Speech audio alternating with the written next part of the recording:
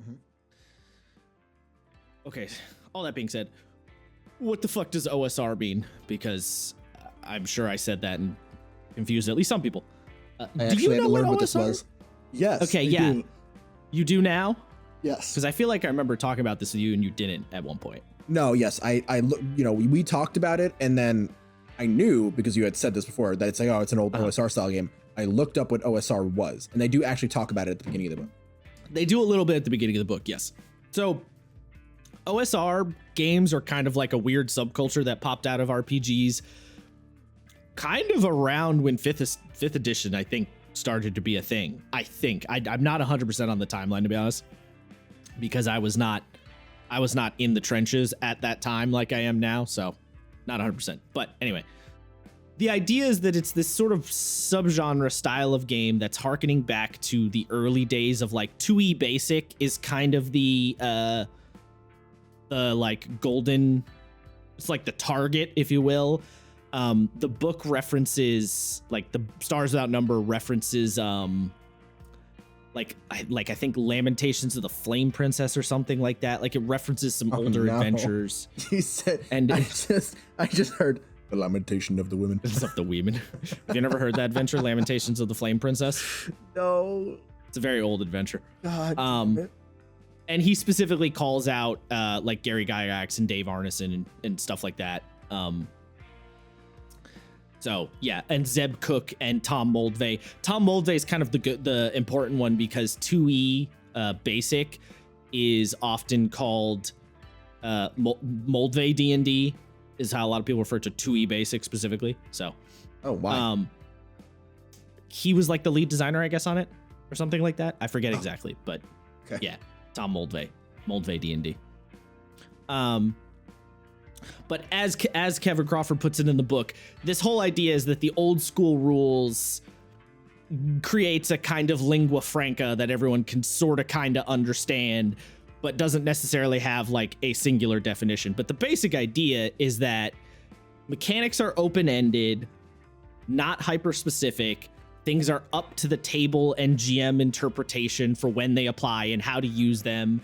And there's also an emphasis on modularity with a lot of OSR games. So like in a very broad sense, emphasis on broad here, because of course this is hard to do, but the idea is that OSR games are modular between each other. So like, what's that game? Morkborg is another game people talk about as an OSR style game quite a bit.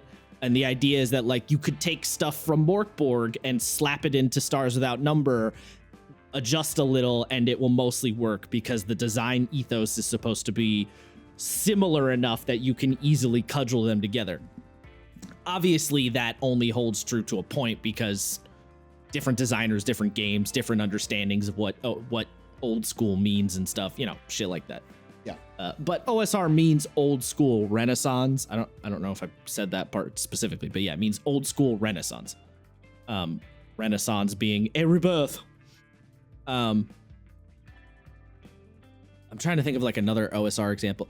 I guess you could kind of say Shadow Dark more recently is sort of an OSR game, but it's also sort of not because that game's sort of harkening to 5th edition as an OSR in a weird way, which is like they put a subgenre on the subgenre. Yeah, which like it kind of straight up isn't. It's a weird thing. But so speaking of 5th edition though, 5th edition, and again, I don't remember where I heard this, unfortunately, so my source might be that I made it the fuck up, but I don't think it is. Okay. 5th edition, I've heard, was actually kind of intended to be an OSR game itself, in that the 5e designers wanted to kind of call back to the simpler days of 2e, where the rules had a little bit of more of this open-endedness to them. Like, that was actually an intention of 5e. I don't actually think 5e succeeded on that. But no, I would say it definitely did not. But what I mean by that, I don't mean that in a negative way. What I mean is that 5e, in doing that, I think the designers unintentionally created their own new version of what like an OSR thing. Like they were trying to go back to OSR, but they didn't quite do it, but they did it a little bit. But by slapping the new things on the old thing, they created this like new love child thingy. And so I think I have a theory, and I don't know, quote me on this in like fucking 10 years or something. I wouldn't be surprised if we have a 5e OSR or a 5SR. I don't know what we'll call it, but like, look, we're struggling enough to figure out what the fuck we're gonna name whatever we have right now. Right, exactly. But what I mean is, like, I wouldn't be surprised if a little bit down the road, when 5th edition's gone and we're on to 6e, as much as the designers seem to think that's not going to happen anyway. As much as that is absolutely fucking cap. Yeah, as much as that's cap. I think what's going to happen is we'll have kind of a 5e renaissance, and then what's going to happen is we're going to have games that harken to the 5e style of like, this is a 5SR game, and then this is an OSR game, and like, you know what I'm saying? Yes. I have a feeling that's going to happen. I don't know that for a fact, but I wouldn't be surprised. In a way, it kind of already happens because we have so many 5e based games, but I think what's going to happen is it's going to like recreate itself in the future, where they're not specifically using 5e per se, but they're like hearkening to 5e. Anyway, there's a whole philosophy. I think there's a train of thought you could go down there.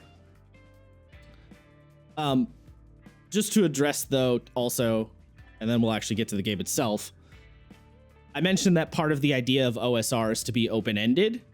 And now you may be sitting there and think to yourself, but Josh, is not 5e very focused on the whole idea of open-ended design? And I would say yes, but differently. I think the 5e open-ended versus the Stars Without Number OSR style open-ended are not quite the same. And what I mean by that is 5e designs the game in such a fashion that the game gives you very, very specific rules and keywords and things to reference when the game gives a shit about what's going on, and then leaves it up to you when you have moved past where the rules care anymore. Stars Without Number, on the other hand, the rules themselves are designed to be more open-ended and up to interpretation within the actual, like, within the text. And thus, it's more up to GMs and players how things should be handled with any given rules interaction. So to give an example, 5e, you have feats, right? And feats will have very specific prerequisites, right? It'll say you have to have a specific set stat like strength 13, or you have to be a ranger to take this feat, or you have to take this feat before you can take this feat, right? There's specific prerequisites and rules on if you can take a feat or not. Yeah. Stars Without Number, in the warrior class, it specifically says you can take a foci, but it has to be a combat related foci. The foci are basically feats in Stars. But the foci themselves are not labeled in any way as combat or non-combat. It's up to the GM and the player, it's a discussion whether the foci they want to take is a combat foci or not. Right? The game says you have to take a combat specific focus, but doesn't tell you what those are. It's up to you as the player and the GM to have the little back and forth about it. Okay. So for example, I'm happy we brought this up because this did confuse the fuck out of me. And I know that they said it, like I read the rules. It's like, oh yeah, it's up to your GM to really but yes, you can understand that upon reading it, you're like, what the fuck does that mean, Kobe Bryant? Like, yeah, it means it means that this is what I'm saying, where the open-endedness is built into the text itself, right? Like, the game wants you to just go with the flow. Here's what I want you to do. You logically work it out as a human being. That is up to you. So for example, a warrior player might say, can I take the hench keeper foci, which is basically a focus that lets you gain followers, henchmen, minions, that kind of thing. Goons, if you will. Goons. The GM might be like, I don't know, gaining followers isn't really a combat thing. And then the player might counter argument like, well, but like, what if my guy's an ex-military leader and I'm gonna specifically grab my goons are like other military personnel that I want to use to help me fight. And the GM and the player could have that back and forth and decide whether that makes sense or not. And you would probably end up basing your answer on the backstory of the character, whether that makes sense or not. You know, the character who was a lone wanderer out in the woods becomes a warrior and then wants to take the henchkeeper focus. Maybe, probably not. But the guy who used to work in the military and takes the henchkeeper focus because he has like practice leading troops. Well, I could maybe see that argument. You know what I mean? Yeah. Another example is backgrounds. So in 5e, your character's background, if your character's background is relevant to a given situation, there isn't really any specific rules on how that background might affect like a skill check, for example. So like if the player character's background is they were like a blacksmith of some kind and they're like, oh, I'm going to show all these peasants, you know, the undead armies are coming. I'm going to show all these peasants how to make swords so we can like get a production line going.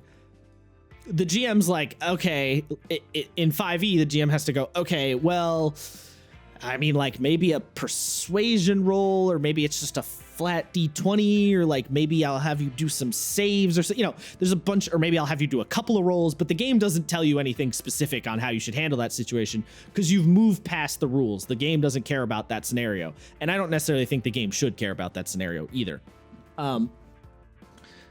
In Stars, there isn't necessarily a specific rule for background interactions in that way, but Stars Without Number has the work skill, and the work skill specifically exists when no other skill would apply, and your background might be relevant to the situation.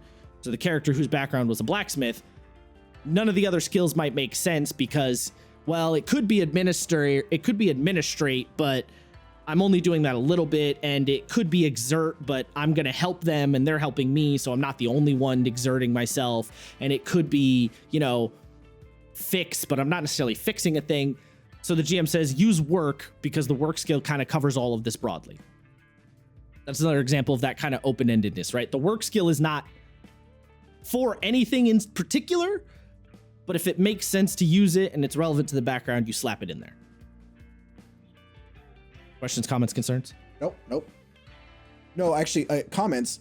I do like, so this game does what I like about the equipment in Daggerheart, or not Daggerheart, in Star Wars with its skills. Because it says, well, it does X, Y, and Z, but it could in theory do this. Yes. And then it goes, okay, well then if you're looking for what that would actually be, it would be this, because this does X, Y, and Z.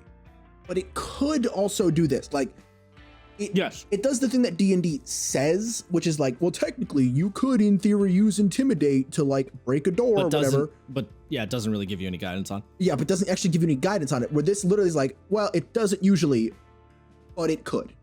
It could if you want it to, but it might be harder or whatever. Yeah. And again, this goes back to what I say all the time about like, codify these things, give us examples of it, or don't put them in the game, because you're telling people do it, and then they go how, and then you go right. And that's what I kind of mean about 5e. Once you move past where the game cares about the specific rules, it leaves you very up in the air. And just to be clear, because I know normally LOL, Josh shits on 5e. I'm not actually shitting on 5e in this situation. I'm just describing how they're different. I'm not saying that one is empirically better than the other. It's just two different methods. Right. I will say I personally prefer the way that Stars does it, but I'm not going to say it's empirically better. Okay. So what the fuck, how does this game work? So because it's an OSR game and it's based on old school D&D, there's a lot of D&D isms. So you have